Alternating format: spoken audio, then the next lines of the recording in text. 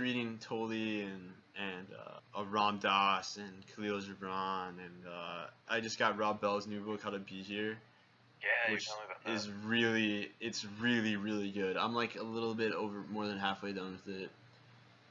Like the way that he describes how to get out of like basically paralysis analysis is like having that sort of mental problem or whatever, lack of a better word, is really is awesome. It's like he helps you see like really clearly how people get stuck. Like today he was talking about how most people don't take the first step because they can't see the 17th step, or they don't understand the 17th step, and like they will never make the first move because they don't understand the whole big picture.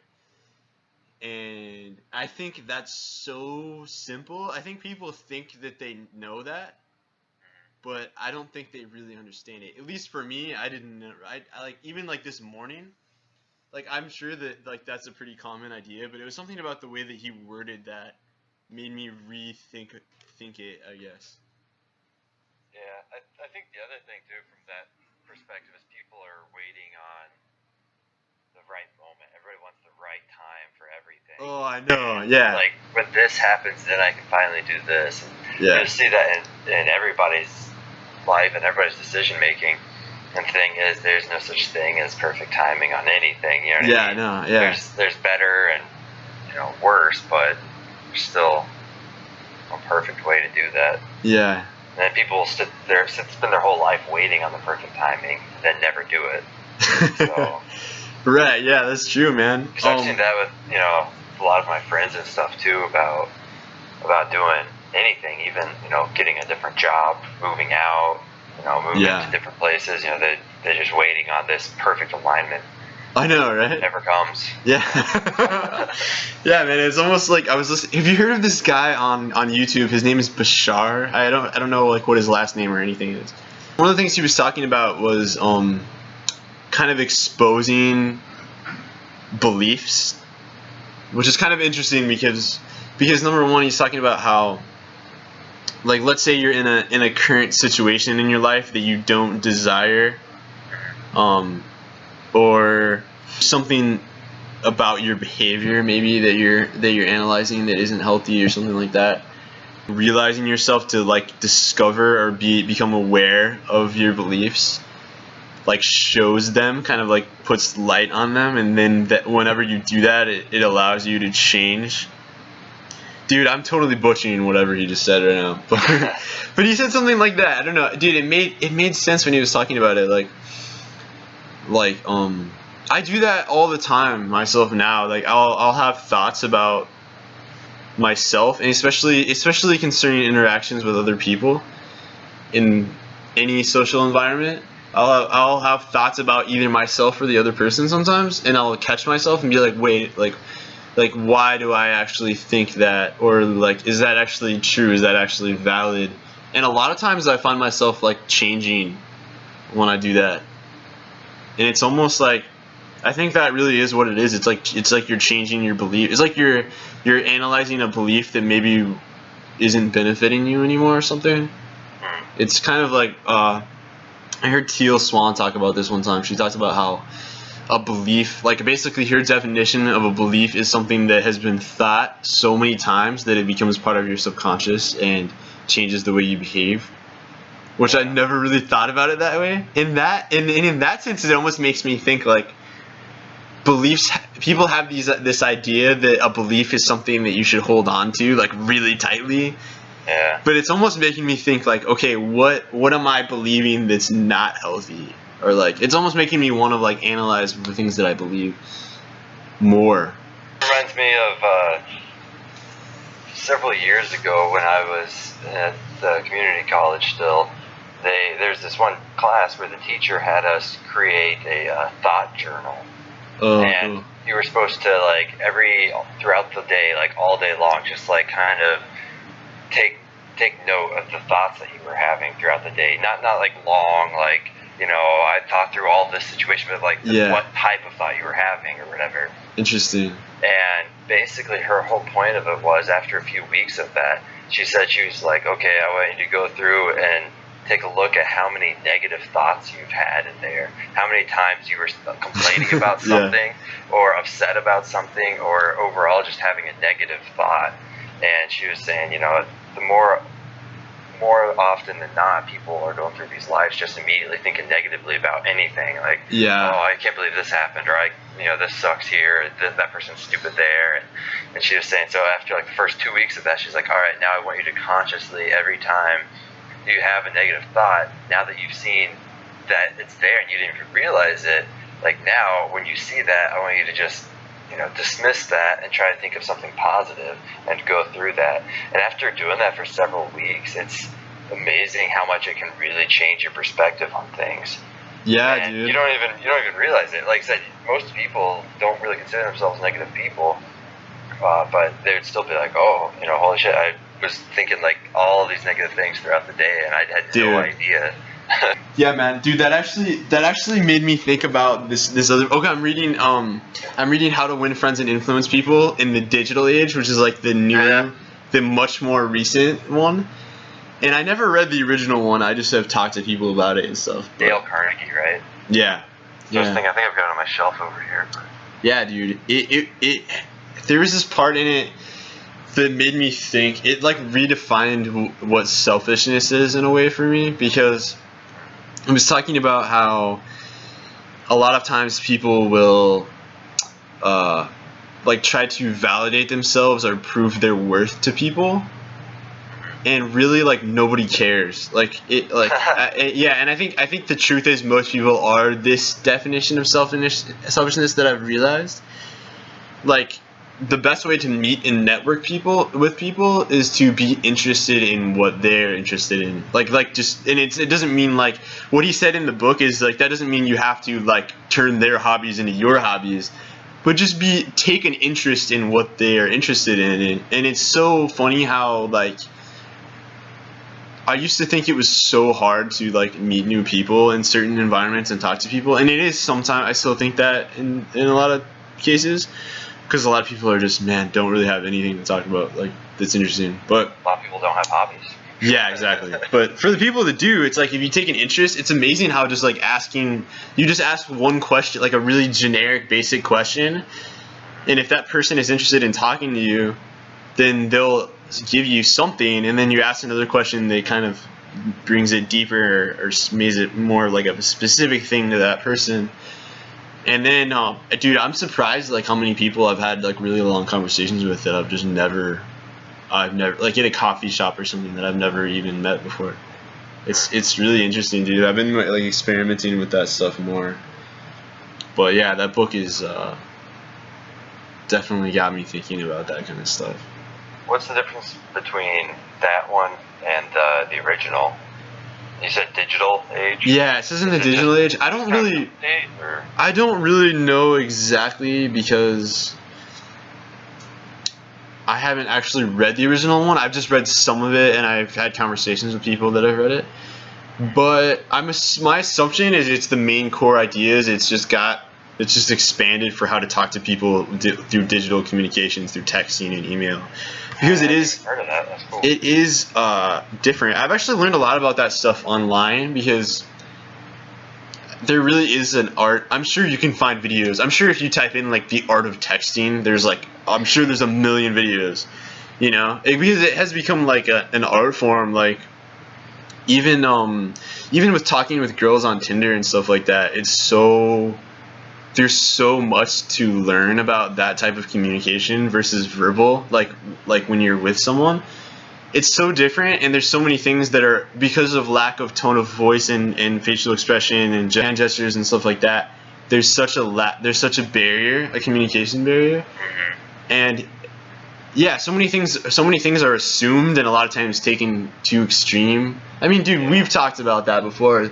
But the other thing I was even noticing was, one of my best friends, we've always had this type of relationship, but we just don't talk to each other on the phone because we just don't. We always get in an argument. We always get like in a really intense argument, and I hate it, dude. And like I just don't want to talk to him on the phone ever. And it's really funny, but when we hang out in person, the dynamics are totally different, and we love hanging out with each other.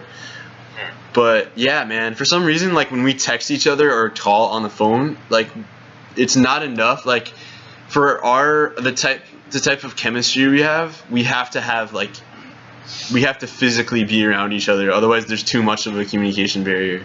You know what I'm saying? Yeah, I can understand that.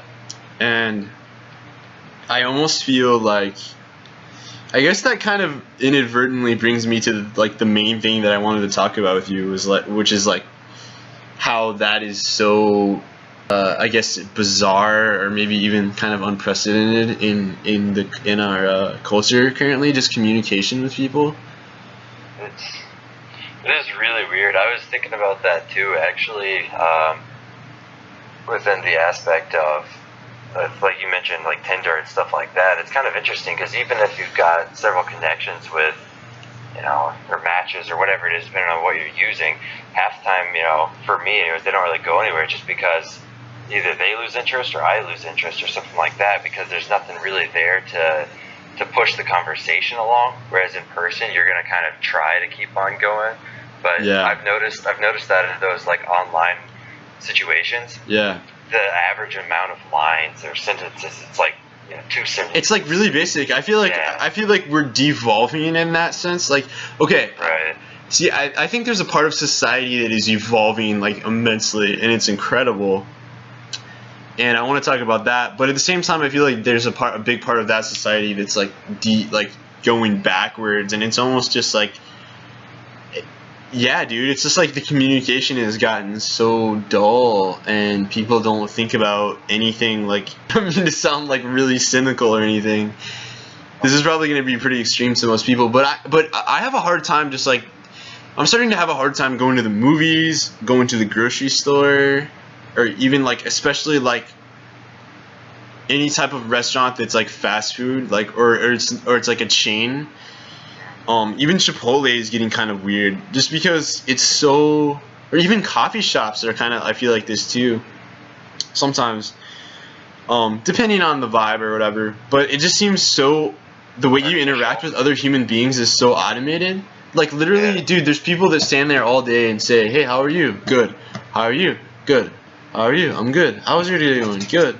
And it's literally that 10-second interaction all day long. You know what really kind of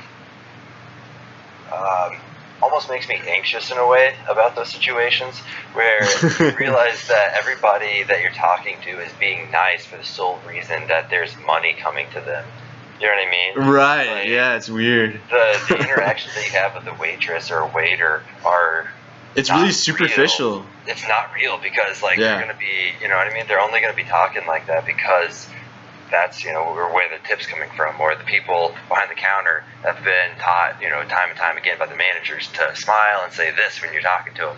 And none of these conversations are real. And it just kind of makes me a little bit, like I said, paranoid about like having such a high percentage of interactions with humans that the conversations and interactions literally are not real.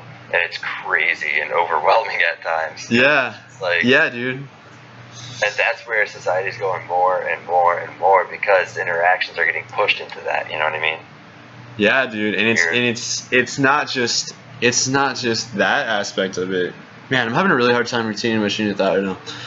It's not just the conversation and stuff, and like the superficiality of all of that, and like how robotic and mundane it has become, but all of those things come together to make something bigger that is missing, because it's like we don't have, for example, even like at the grocery store, and there's just something that just made my heart sink, because I just saw this girl with some flowers and like a glass of wine, and I'm thinking in my mind what those things symbolize, right? Like I'm thinking, okay, she's probably going home to her partner or friend or whatever, and that's like kind of like a romantic combination. But it just seems to me like the fact that you go to like a store, like a franchise, and buy like flowers that were already probably grown in some, who knows, like what hydroponic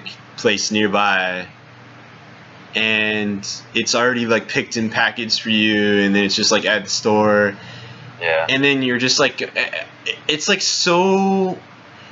It just makes me think like, because like, okay, let's say like we're just on this planet without the level of civilization that we have. Like, you would like probably go out on an adventure to find like the most rare flower, or like, and you would have a story to tell about what happened and what you saw on your way there.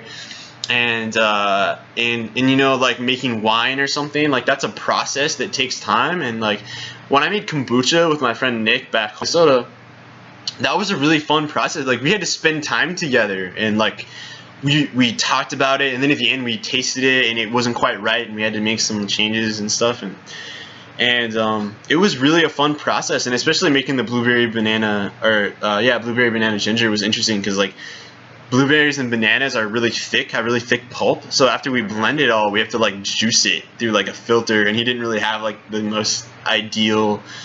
So we had to kind of like be creative and think about a way to do that. But it ended up turning out really cool, and it was really fun to give that to people, because it was something that we made. Like we spent our time, like that was our creativity that made that, you know, like we put our time in. It wasn't something we just went somewhere to just get at a store. So, and there's a part of me that wants to, like, I understand that people like a lot of people work all the time, man, and they don't have time to do that stuff, and that sucks. So like that part of me, I'm like, I'm not trying to judge anyone or anything, but at the same time, I like realize that in our culture, and it's like really, it makes me feel cheap, kind of. It makes me feel like there's no heart in it anymore. It's just like I walked down this block, you know, I walked past the tire store, and then I walked over here and got some flowers, and then I walked back, and it was pretty fucking boring, you know. Yeah. And, here's these from the store that you could have gone and got, but I know.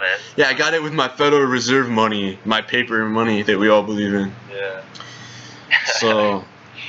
No, yeah, it definitely does make the experience seem less, and I think that's why, you know, like handmade gifts and stuff like that are so always seem so much more valuable and so much more meaningful when you get something that somebody made. Like they actually thought about this, and it's gonna have differences, and it's gonna have, you know, it's not something that's gonna be everywhere. It's something, a piece of them, or even if it was grown or something, like they put the time and energy into that, so that's like a piece of them. Right.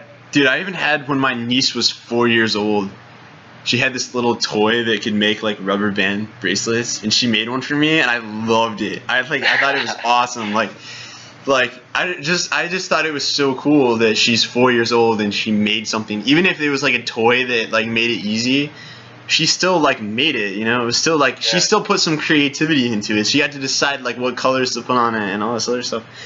And that's cool, you know. It reminds me of, I've had that thought before too with like jewelry and stuff like that. You know, like when you see a movie or a game or anything where like the protagonist is wearing this specific piece of jewelry or necklace. Yeah, right. Like that. This bracelet was given to him by the little African girl that was dying, and he gave it to him, and you know what I mean? It means something. And now you can just buy it. Now you can just buy it offline, and it looks really cool, but it has no story. It's just flashy. Yeah, or when it's funny because it's supposed to look like it has a story. You know what I mean? Oh yeah, like, but it totally doesn't. And it, like, you know, a lot of necklaces that are popular, like, you know, maybe like a ring tied around a string or something that you wear on your neck or something like that. It's supposed to look like it came from something like this ring. I found it from this person. They gave it to me. Like, dude, we found this. We like got attacked by this like tiger, and then we were stuck in the jungle, and we had to eat it, and inside of its intestines was this magical ring. like probably not, but I remember thinking like several times, like, you know, when you're looking at stuff like that, like, oh, it'd be kind of cool to have something like that. Like, I wish I had a situation where I had that, but it's so, the fact that I'm as old as I am and have never had that really shows you how rare that actually is. It is, man. Age. Yeah, and I don't know. I want to travel. I want to start traveling internationally to try to understand this stuff more. But also, I think talking about that made me realize, I think another aspect of culture related to that is like, you got to think too, like somebody that has spent maybe a bunch of money on a necklace that has no value to it, Well, they probably don't want to engage in conversation with someone about it. They're probably insecure about it, you know? Yeah. So if you come up and you're like, hey, and it's funny too, I was talking to my roommate about this the other day because I've noticed that, because I used to do this, I caught myself doing it.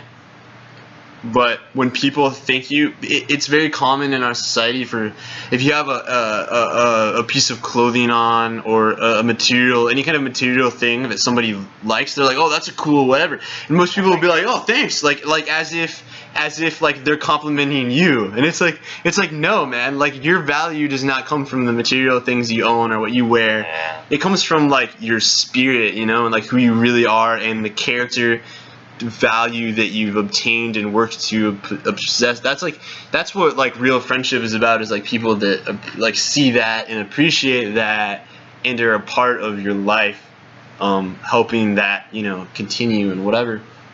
And yeah, man, it's you gotten so shallow that I think that just it like furthers the superficiality, and it almost like, that's why, dude, yeah, man, it's cool people that make their own jewelry and stuff. And I got a friend in Texas that does that. It's really cool. But anyway, I've been trying to find like a garden or a greenhouse to work at and be more involved organically with that kind of stuff, because I almost think that's like where the movement, like for like as far as like this awakening that's happening for our generation. Like my parents had missions, like Christian missions organizations and stuff.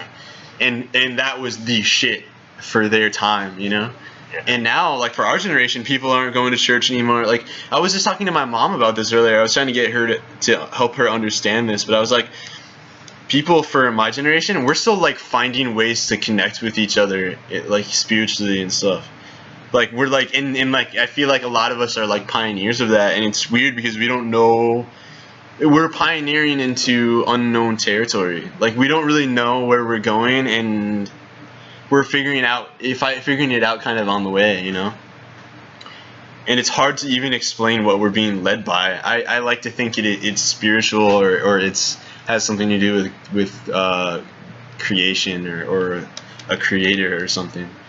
But it reminds me of what you're saying with the whole church thing that I've found interesting in our society. The fact that, you know, as people going to church, I don't, you know any statistics off the top of my head, of course, but people going to church and everything now seems to be declining a lot for our generation. There's not absolutely people doing that.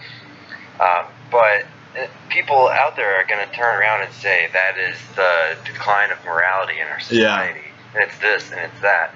And it's like, you know, not necessarily. I think of the people, like I was telling you the story before, but when I went to this concert and there's the guy standing outside preaching about how you're all going to hell for being here and blah, blah, blah. Oh, yeah. There's people just butt heads, yeah, end up going their separate ways. The people that, you know, were resisting his message are saying that guy's crazy, and it makes them dislike the religion and everything even worse. Yeah. He's going his separate ways, going, you know, all these people just aren't listening, and he's becoming this martyr. He's got his own weird religious masochism going on.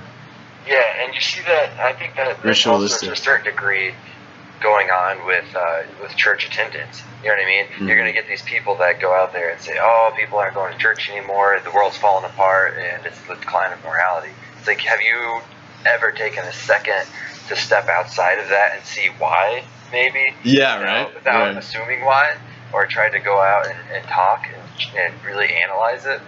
You know, it's the same kind of thing. Oh, the world's just falling apart. I did my part. I'm a martyr. It's like the negativity you were talking about, dude, as a group, as a collective. That's one of my problems with Christianity currently. Like, my biggest problem with it is it's become so much about the group and uploading and upholding the group Christian and I mean, the first problem with it, we can get really deep into this, but I think the first problem with it is, when you have that sort of collective mentality, people stop having individual responsibility. They just say, oh, we're Christians, that person's the Christian leader, we'll just follow them, and we won't research anything for ourselves or explore. We just kind of accept whatever the status quo is. I think that's so dangerous. And the other thing is, like, I think it was never supposed to be about, oh, we are this group, or we are Christian, or we are Muslim, or we are whatever. It's like, I think it's more about standing for the values that are a part of the bigger picture of it more than like just upholding the group and being part of the group. Yeah. It's very hard to like do that whole thing, but love your neighbor as yourself, and love the Lord your God with all your mind, soul, heart, and strength, which I think translates to mean like love creation and love this world, and like, you know what I mean, like love yourself because you are part of creation. And I think all of those things like come together, and that's easy. It's like, oh, okay, like love myself and love other people. Okay, like you can work on that. I don't like it when people treat me like shit, and I don't want to be killed. So, you know, that like when you think about it that way, it's pretty simple to like at least start going in the right direction, as opposed to like, oh, but our belief is right, and we're really convicted, and so is theirs, but they're not part of our group, so like they're screwed, and Yeah. it's just a never ending. It's funny because like I'll talk to my nihilist friend that's so convicted about his viewpoint, and there's some things that, yeah, dude, I mean, every group has things that are like, yeah, I totally understand where you're coming from. And then I'll hang out with my Christian friends, and they'll be totally convicted on this. And then I'll hang out with my Muslim friend, and he's totally convicted about this. And they're both awesome people. And he goes out and feeds the homeless, and my other Christian friend goes out and feeds the homeless. But they can't get along, right? You know? They can all get along with me because I'm an outsider and I don't belong, you know? They're trying to convert me or something, you know? And I'm just like, dude, I'm just going, you know? So, yeah, dude, it's bizarre. That's a weird conversation. But I went snorkeling for the first time recently out here in Florida. And it was really cool. I've never done that before, but I got to swim with hundreds of fish. They were all swimming together and like get really close to them. And it made me think of something that Rob Bell said in one of his speeches recently, where he was like, have you guys ever seen all those birds that like fly south together in this beautiful pattern? And like, how do they know like to turn all together and like do this beautiful choreography? Because there's not one, there doesn't appear to be one in front saying turn right and then you know what I'm saying? Like they're all individually being moved by something that's moving them all together in this beautiful choreography. And it's amazing because I'm swimming with these fishes and I'm like reaching out to touch them, and they will all in uniform move like an exact distance away from my finger or whatever. And it's like so beautiful. Like they won't touch you, but they'll swim right next to you, and like the same, and they'll all be in patterns, but they're all individually going, you know. And the thing that I'm so interested in exploring, and I think which is really the mystery for me of being a musician and playing with other people in any kind of setting or anything like that, is exploring that realm that is beyond the senses, you know. We're all being moved by it and moving together, but it's like an individual thing, you know what I mean? Like it's hard to explain. Yeah, I know what you mean though. I think unfortunately what has become modern Christianity has kind of killed people's curiosity with a lot of that for a while. But I think there's people that are starting to come out, and even like the Contortionists, their record Language, like that album for me is like so much at the forefront of like what's happening. Like even all the tree on the front and the way that they're integrating intuition with nature is so profound to me. Like when I heard that, and it's almost like, have you read Power of Myth by Joseph Campbell? No, you were telling me about that though. And he talks about in the book how it's good to learn about myths, and by that a lot of things where religion comes from. And he said in this part that really got to me was like, he said read other people's myths, other countries' myths, other religions' myths, because a lot of times when we read our own myths, we mistake it as fact. Yeah. And it doesn't stimulate us to rethink things. You know what I'm saying? Right. And I think that's why for me, reading the Bhagavad Gita and you know, and reading the Tao Te Ching and reading all these other like books is so intriguing to me, because it's almost like for me, like I'm so familiar with like the Bible and all the Christian books and stuff. For me to read those other books is really like enlightening. Like I feel like it's a new perspective on like what I've heard that I didn't understand. Yeah, if that makes sense. It's easier to not take it on the surface level. You know what I mean? When you're reading through something familiar myths or familiar things, it's a lot easier to just be like, and then this happened, then this, and then this, and then oh yeah, kind of yeah. furthest your mind really goes. It's just more about yeah. They make it so boring. It's a travesty how they make life so boring. It's like, okay, well, there was some really dense particles, and then they exploded, and then you got here basically, and it's like, what the fuck, you know? Like just I was listening to an Alan Watts speech talk about that, and he's asking someone like why do I speak? Because he says this. He says, if I were to presume that I had something to tell you, I would be like a man who picked your pocket and tried to sell you your own watch. And then he's like, so he's like, with that being said, you might say, then why are you talking to us? Like, what are you? And he said, you might ask the sky, why are you blue? You might ask the clouds, why do you move around? And so on and so forth. Birds, why do you sing? And he said, people have been busy inventing reasons for these things.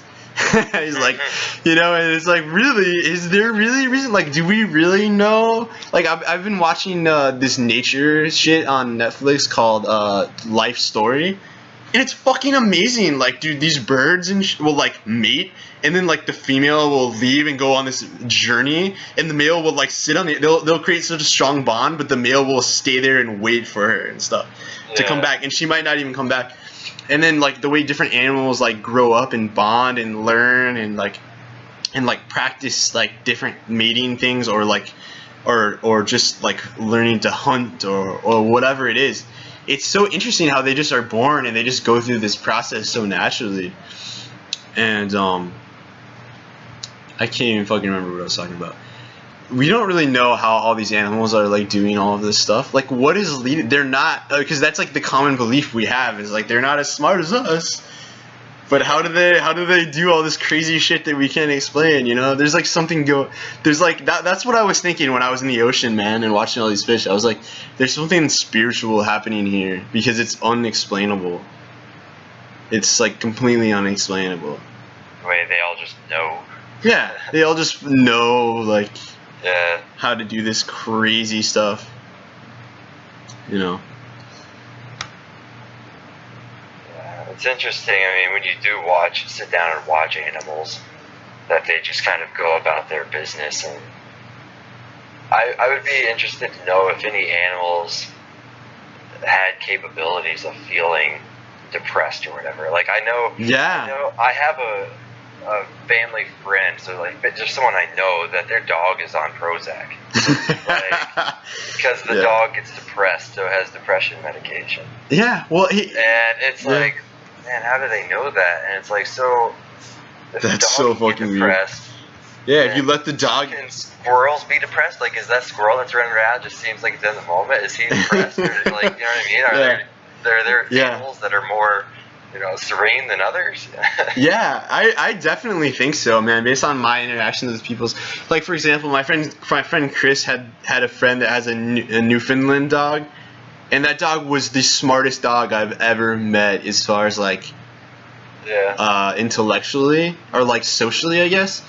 Like we like bonded, dude. Like she was so, like I'd be talking to her and like, dude, and the funny thing was when I was about to leave at the end of the night, I was standing like, you know, over here in the I can't remember the dude's name. He was really cool. The owner was over here. My friend Chris was over there. They were talking, and we're about to leave, and the dog comes and stands right next to me, like, and then like leans her head on me, like, and like approval, like, yeah, like this person's cool. This person can come back or whatever. It was so funny. And then even here, my neighbors, they have 2 dogs. And one dog is a little bit smaller, and but is way more aggressive, and like just obnoxious and like an attention whore, and like just crazy, and just gets right in your face. Like the other dog, you'll be petting their other dog Juno, and the other dog Eva will like come up and like try to put like her butt in her face or something, or like it's just like, what? That's so rude. I'll be like, Ava, get out of here, like and like it's like crazy because the dogs actually have like that relationship. Like Juno gets like really depressed because Ava is like always like putting her down. And like I was there one night, and you could tell like Ava was just like devastated, and I was just like talking to her, and like dude, I think like animals like sometimes need like fucking like emotional support like people do. Like seriously, dude, it's crazy, man. And that's kind of the other thing that I've realized is I've like kind of accepted certain animals in particular as like realizing, I guess, their spiritual side or intellectual side. There's a lot of things we can learn from animals. Like there's a lot of things that people do that are really destructive and fucked up. Yeah, even just that in particular. Like I was talking to my roommate about this the other day. A lot of people, I think, act kind of like wounded animals. It was kind of funny. I was reading an excerpt from the Bhagavad Gita. I don't think it was actually in the book, but it was like in the preface or something, or the introduction. And the guy talked about, there's a story of this guy that kept trying to rescue this scorpion from like this, I don't even know where. It was like fell into something or something. He was trying to help rescue it, but it kept stinging him every time he reached for it. And the guy was like, "Why do you keep doing that?" And he was like, obviously it's gonna keep stinging you. And he said it's the scorpion's dharma to sting, but it's humans' dharma to help. And I think that really is true, at least on a certain level. And it's kind of funny to me, just people go out, at least in our society for the most part, people go out and they don't act like themselves, and they kind of like cover up who they really are, and they act fake, they act superficial, and they go out and people act like wounded animals in that sense that you try to help them and they will like fight, you know what I mean? They'll act like a wounded animal and get all aggressive and, you know, naturally, right? Hostile. Yeah. Yeah. No, I think that's one thing in that train of thought that I've been seeing a lot too, is it seems like more people have a natural inclination towards hostility these days than maybe just from what I've been sheltered in the past, or what I romanticized this could have been in past years. But it just seems like now, whenever you're talking to somebody, their immediate reaction, if there's going to be an action, is to be hostile. You know what I mean? Yeah. And it's like, why, in this type of society, why are we like that? You know, in a society where everybody was constantly stealing and cheating from other people, you know what I mean? That kind of thing, where you actually had to worry about your survival more. Yeah. Then that makes sense. But in this type of evolved society, why is that still existing? You know? Yeah. It's just like, why are there still wars? Like, you would think as a species we would learn to stop bombing each other. Yeah. And honestly, man, I've been trying to figure that shit out myself for years, and there's certain things that I've had to like, or I've chose to cut out. Like, I'm taking a break from social media for like 40 days. I think I'm like 9 days into it, or 10 days into it or something. It's been pretty interesting. At first, the first 2 days, I still do this actually sometimes, but I'd like catch myself like grabbing for my phone, and then like, because I uninstalled all my social media and logged out of everything, so I don't have it on there. And I'll like grab my phone and I'll be just like flicking through nothing, and I'll be like, what the fuck am I doing? And then I'll like throw my phone down and be like, God, like I'm like habitually I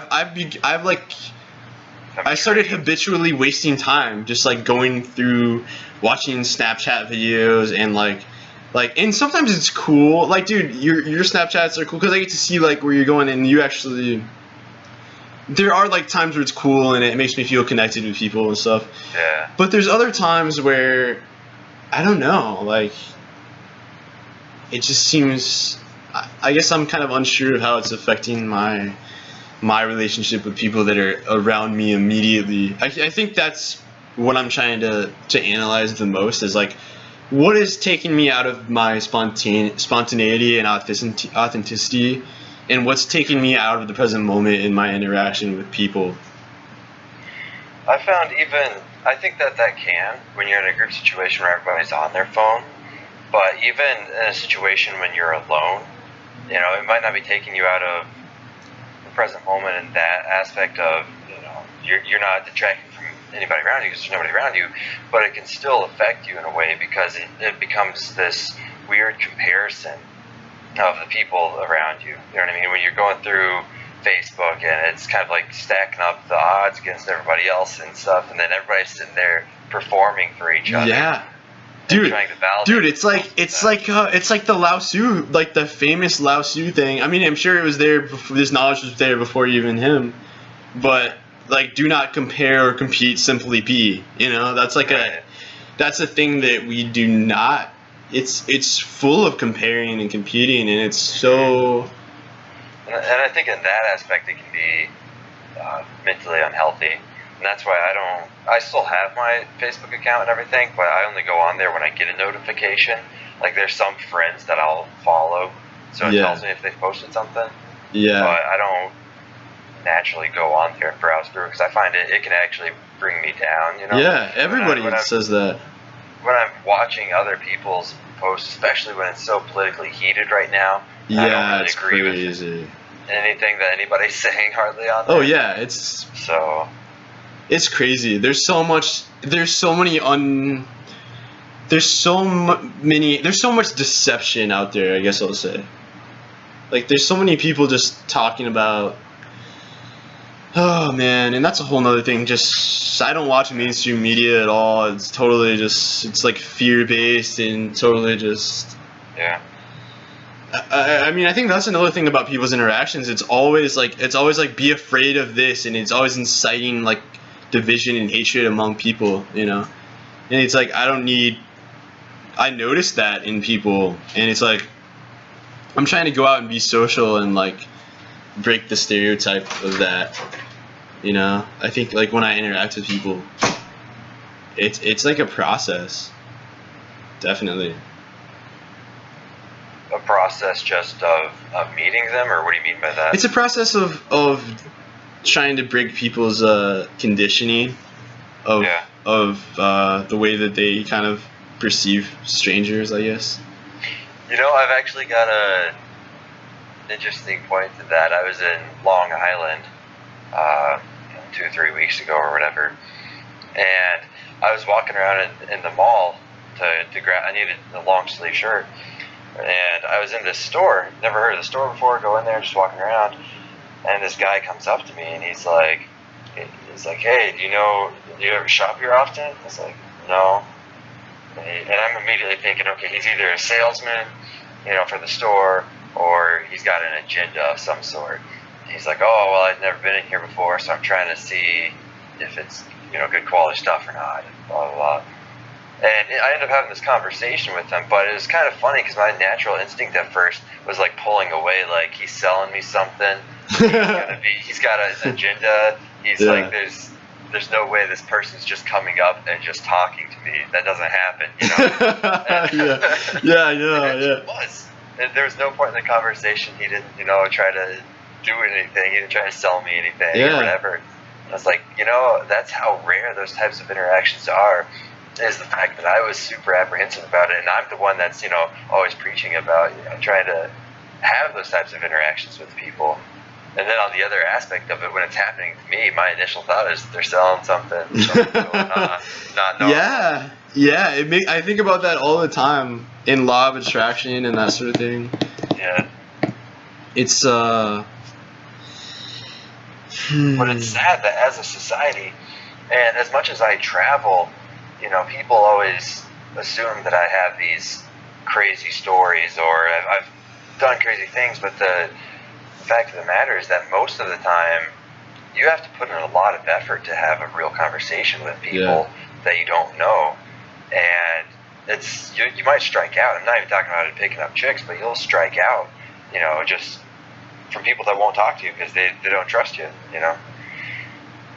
And it's interesting in today's society that is that rare. And in traveling, I might not have that with talk to anybody. People assume you do because they've never gone out and tried to do that themselves. Yes, and it's in the it's unknown territory.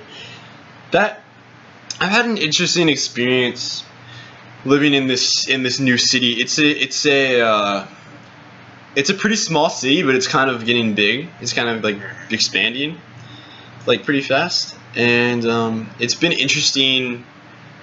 I'm trying to go out and meet people and talk to people, but it takes time doing it that way. It takes time, you know, because you like talk to someone once, and it's almost like I think to get to know people, you like and build relationships, you have to be in different environments with people. You have to be like, okay, like let's hang out and get to know each other a little bit, and then I think you need time away to kind of process what happened, and then like, and that's the other thing too is like people are so different. I'm trying to respect that aspect of my being more instead of like getting up in the morning and being like, oh man, why do I feel this way today? I kind of just like, okay, this is the wave that came today. I'm just gonna try to be myself as much as possible. And it's actually, there's been several times where I just try to be authentic, even on days where I'm not super like, yeah, woo, you know, like all crazy. When I'm more just kind of like, yeah, whatever. And it's funny how many conversations I've started with people with that attitude. Like, I'm just like, yeah, you know, like I'm just trying to be real no matter what I'm feeling. I'm not trying to be cynical because that's not my attitude. I'm just accepting whatever it has come, you know. Yeah. I can understand what you're saying there, but not disagreeing with you at all. But how do you feel that, you know, sometimes I find myself personally, again with like negative thoughts, I find myself that I might be gravitating towards something, and if I'm feeling down, I try to actively push back, I guess. Yeah, I know where you're. And do you think that has any impact on that if you're not really pushing back against it?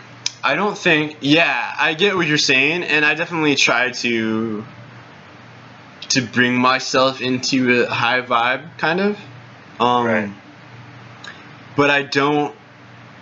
I guess what I'm saying is how I've found that I get myself there is not by being like, oh man, like I fucking am ups. Why am I not high vibe today? Why do I just like, okay, this is where I'm at.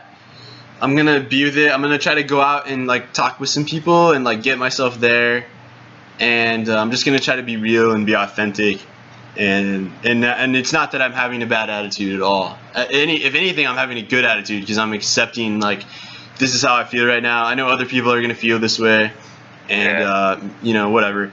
And then I found out of that, I always end up getting myself into a better vibe, if that makes sense. I see what you're saying. You're saying you find healthy ways to let it come naturally rather than forcing it to be there. Yeah, exactly. Because I think I used to beat myself up over that. I think that's really hard to go out. And I guess what I found with myself mostly is I would go out and be really fake. I'd go out and be like fake smile to people and try to, and it's just like, I started to realize that people don't like fake smiles. Like people like know when a smile is fake and they don't like it, you know? Like some people will pretend to appreciate it, but it's people like it when you're genuine and when you're real. And I also really appreciate that too in other people, because so many times the interaction with people is, hey, what's up? Oh, nothing. Or what are you doing? Oh, not much. How are you? I'm good. And that's it. And it's like, and I feel like sometimes in the morning, or if I'm in a hurry and I need to go, like that's fine. And I think even sometimes there can be an energy exchange with that type of thing, and it can be like a little warm up. Like sometimes, like if I'm walking to go somewhere if I'm walking to a coffee shop or something in the morning. Yeah. And I might talk to someone on the street. But, you know, if it's like the first person I've talked to in the morning, it's always like a little, like, I don't know. I haven't really warmed up in the morning. I haven't gotten used to talking to people. So it can be kind of like I'll notice that the conversation will go a certain way, and then I'll be like, oh man, like I should have said this, or I reacted to what that person did or said, and I should have responded. I shouldn't have reacted. I should have like let that go in and like actually take time to respond to it instead of just reacting. But then like I'll be like, okay, like don't get in my head, like let it go, it's over. You know, like Eckhart Tolle is talking about it in his head. He said like realize. Because you can really just, because I've noticed that, I used to do that. I would have interactions that are weird or something, and then I would get in my head about it and and then totally fuck myself. And then I would fuck up the next interaction because I'm in my head. But if I'm like, okay, what about that interaction could have been better? Okay, I'll fix that. And then I just immediately try to let go of it and be like, okay, cool. And then just keep going from there. And I've noticed that seems helpful. It's still hard sometimes. Well, it's a constant practice. It's not something that it's a daily just happens. It's you gotta keep working on it. So I've done that same thing too, where I tend to overanalyze things a lot and relive the situation over and over again because of how it went. Because I want it to be better next time too, sure, but like you were saying, you end up getting trapped in that situation, getting trapped in the past, and beating yourself up about it. So. Yeah. I think the stuff that we're talking about is like relevant for like people that are kind of like cosmopolitans. Like I consider me and you to be like that because we've moved so much. Our parents moved so much when we were growing up, and then even now continuing to move. Like I've lived in so many different places, I've lost count. So you just start to kind of have a different perspective on and kind of see things about interactions, you know. Like commonalities that kind of take once you go from this setting to this setting to this setting, and the things that you're able to compare just kind of give you insight. That kind of reminds me of this other conversation I was having. So as I go through the different facilities for work, I'm walking around with like my computer strapped to my hand and some different antennas sticking out of it, and I walk around like that, and people always come up to me and say stuff to me, try to make a joke. And the one that I would hear the most often was, "Do you hear me now? Good. Like the Verizon commercial." Oh God. I swear to God, it didn't matter if I was in down south, Midwest, East Coast, West Coast, everybody said that. Every factory, every production facility I went to, somebody would say that, guarantee it. And then over this last trip, the new thing now for people to ask me is, "Oh, are you looking for Pokemon?" And everybody asks that. God. And I was talking to one of the other technicians on the phone the other day, and he said, he mentioned it without me prompting. He's like, "Yeah, everybody keeps asking if I'm looking for Pokemon." And he's like, he was at some place over in Ohio, and I'm out in California, and people are saying the exact same things all over the world. Not world, but all over the country. Everybody's like just doing the same zombie thing, the same zombie activities. And they want to pretend like there's some huge difference culturally and everything. And like cultural differences, sure. Everybody's just playing Pokemon Go and working their job and and whatever else and watching Netflix. I think that made me think. I was at Chipotle the other day, and I went there kind of late, and they were out of like. I don't know what it was, dude. They were out of like cheese or something. Yeah. And he was like, "Oh, are you like? I hope you're not mad about that," or something like that. And then another dude was like, "He doesn't get mad, he gets glad." I was like, and then for a second, I was like, "That's funny" or whatever. And then I was like, "Holy shit!" Like, our culture is fucking commercials and shit. That's our fucking culture. And I was like, that's why I haven't owned a TV in I don't know how long, you know? Like dude, I watch YouTube videos and maybe like stuff on that like nature stuff now on Netflix and stuff. And pretty much just read books and watch documentaries, but you know what freaks me out is I don't want to try to pretend to be all high and mighty or anything, but I don't watch TV in that sense either. I do watch Netflix, but I haven't watched broadcast TV in years. Yeah. And like it's literally been probably at least 6-7 years since I've regularly watched like broadcast TV, and it's crazy when you do find yourself in a situation where it's happening, where it's on. Like sometimes it freaks me out. Some of these commercials that are going on. Yeah, like, it's the weirdest. Piss me off. It's I'll the get weirdest. It's the weirdest form of hypnotism and brainwashing. Yeah. Even dude, even it was Suicide Squad, dude. There's so much subliminal like propaganda. Like, dude, it's like always pro-military and we gotta bomb the terrorists. That's how the bad guys, the bad good guys, were like victorious in the movie. Is they bombed the terrorist witch. Yeah. You know what I mean? And it's like, dude, it's just like, and it's gotten so shallow. The whole movie was just a Harley Quinn striptease, really.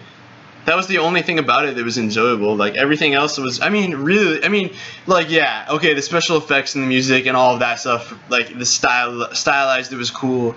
But, like, the substance, like, wasn't there. You know what I'm saying? Right. And I mean, yeah. I think movies are a different dynamic of that, and especially when you have different indie movies and different production companies that are making movies and stuff like that. That's a little bit different, and they're not normally as on the nose about it. But what freaks me out about commercials on TV is how incredibly straightforward they are with it. Like, in such a weird way, they'll be like, "Take this, it'll make you happy." And like, I'm like, are you seriously saying that? Yeah, and it's like an old couple. It's like an old couple outside on the beach in bathtubs holding hands. Like, the last time I saw with like an Instagram filter. Yeah, the last time I saw a commercial, it pissed me off. I was in the gym and the TV was on, and I walk in, and one of the first things I see is there's this commercial going, and it's showing these people doing kick-ass things. Like, there's this dude going mountain climbing. There's this girl, nailing it in ballerina, and these people are like doing these amazing things, like winning. Doing it. Yeah, they're winning. Successful. Yeah. And then I was like, all right, what is this a commercial for? Boom, it's some pain pills. And it's like, do all of this stuff because they have this pill. Yeah. And that's what you need to be happy. Yeah. I was like, why? We live in a society where, first of all, pain is treated that way, but also adventure and happiness is treated that way. Yeah. It pissed me off, and I pulled the plug out of the wall. Dude, that makes me think of two things. Number one, yeah, like, Teal Swan really opened my eyes on pain, because she was like when you're in pain, like emotional pain, and you take something to null the pain, you're abandoning yourself.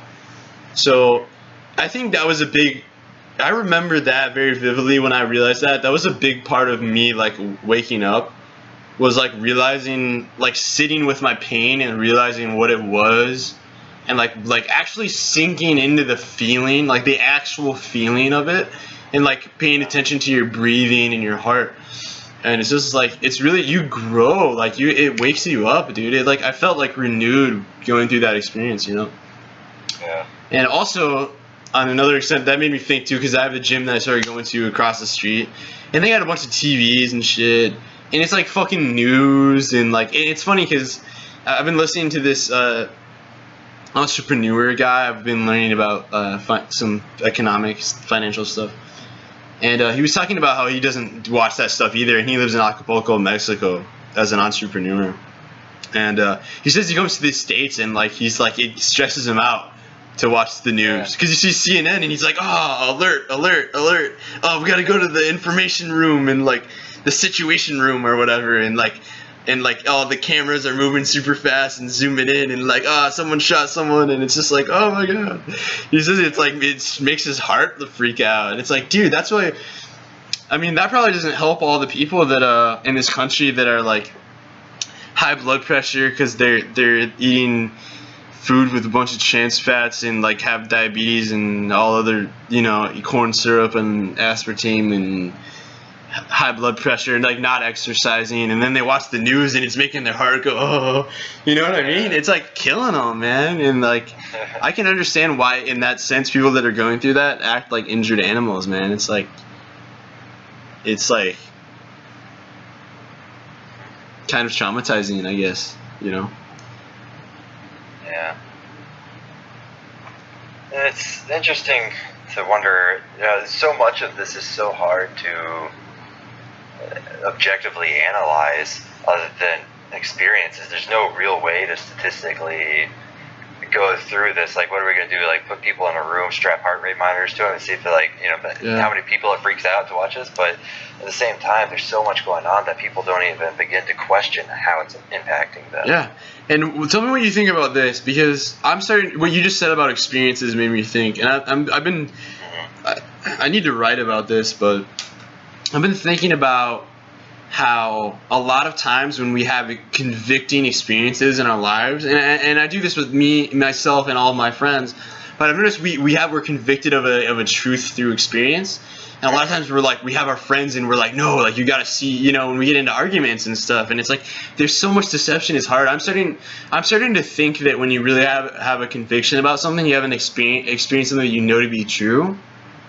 Yeah. I'm starting to realize that I think, and it's really hard, man, and I'm definitely trying to get better at it, but realizing that the best way to bring a friend or someone you're in a relationship with to that truth is to like guide them or kind of lead them through the experience, since you know what experience will create that conviction, instead of like trying to be like blah blah blah blah blah or whatever. Yeah. Like, you need to, it's like trying to force your fruit down someone else's throat or whatever.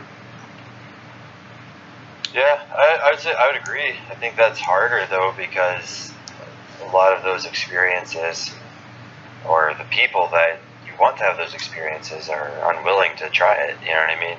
There's some aspects and some things that they might not be able to try out. For example, for you and I, a lot of our perspective and views, I feel, has come from how much we've traveled and lived in different places, and that's not something that you can. Are you sure about? Go on vacation with somebody. Well, that's really funny that you said that. When you said that, I immediately thought of like the Bible, dude. I immediately thought of like Jesus. That's what he was always doing. He was always traveling with people. I mean, if you think on like a very philosophical sense, like, why the fuck didn't he just settle down somewhere? They're always like going somewhere, Going somewhere. They're always. So it's like almost like there's a big part of me that, like, because of traveling so much, I feel like I can't settle down anywhere. The more that I try to do that, the more that I realize, like, the people that I seem to have interesting conversations with and friends that I meet are people that have moved a lot or are moving or are about to move or whatever. That's almost always what it is. And it's like the people that are just content living in their hometown, those are the people that usually I have a really hard time, because, they just haven't had perspective outside of their town. It's like it's hard to have a deep relationship. Like, people just don't, like, people haven't been opened up to deeper culture, I guess. Yeah. Which is so, I think is so profound and so interesting. I think on small scale, that's why it's good to go on vacations with friends or whatever to different areas, not just to, the same city all the time or whatever. But grand scale, I think it's hard to. I think I agree to an extent, but it's hard to facilitate that because there's never going to be that many people traveling. You know what I mean? That go out and constantly live that lifestyle, other than missionaries. Yeah, missionaries, or a handful of some professionals that are high enough in their position that they've jumped from job to job, that they've moved a lot. Yeah. But it's interesting. I mean, that's why even in Jesus' time, he was traveling with his small group of people to all the other people in the world that have stayed in one place. And it's hard to.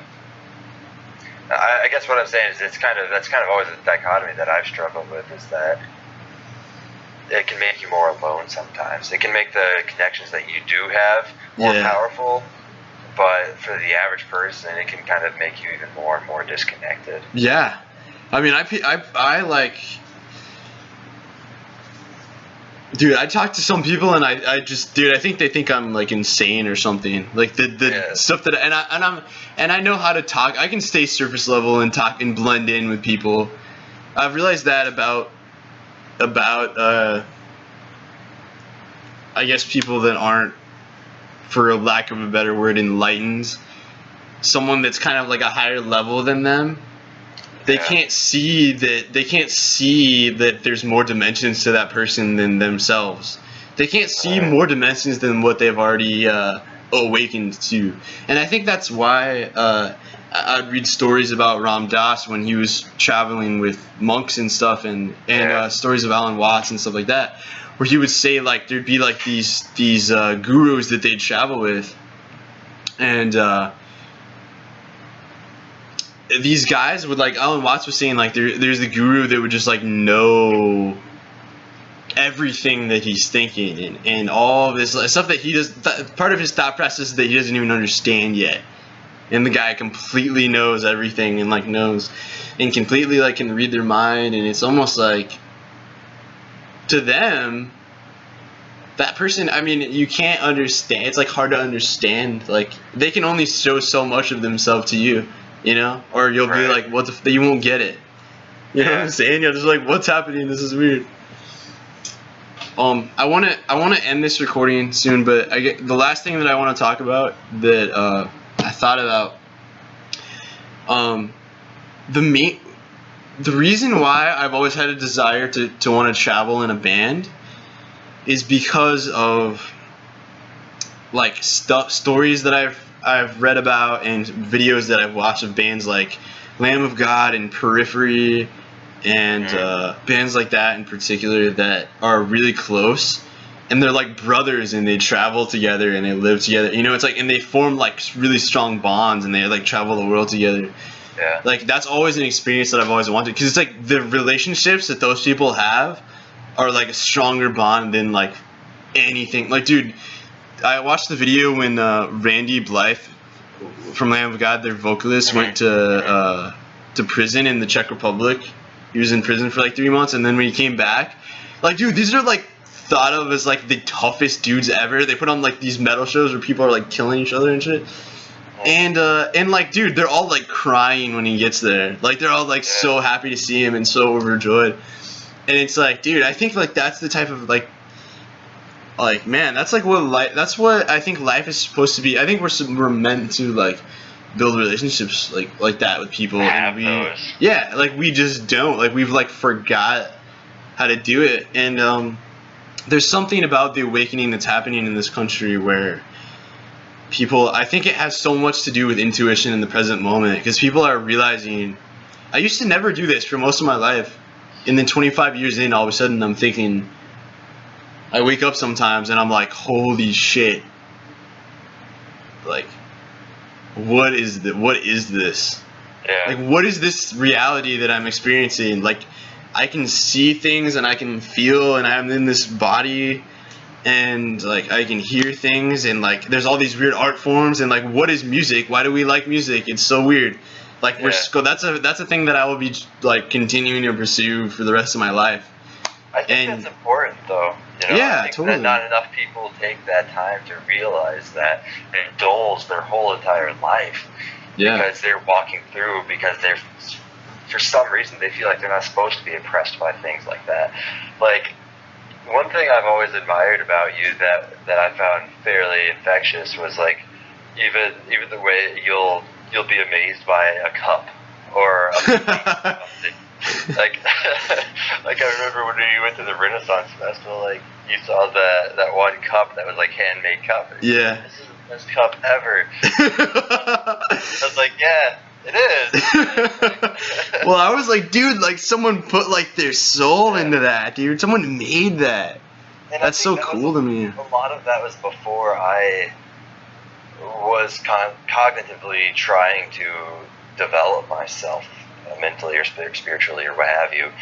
And now looking back on that, I'm like, why aren't more people like that? Why are there people that are going through life that just are like, yeah, that's this thing. And I've gotten to where I appreciate it more too now. And if I say something around the wrong people, then they just think I'm the craziest person ever. They think like I'm high. And I feel like honestly, it's like finding true life, like literally what that means. And you're just like, dude, this is great. like, this is awesome. And then you like, you just want to share it with people, but people are just like don't get it, you know. And it's hard. I guess like that's what's hard, is to share it with people. That's like I guess my biggest pursuit right now.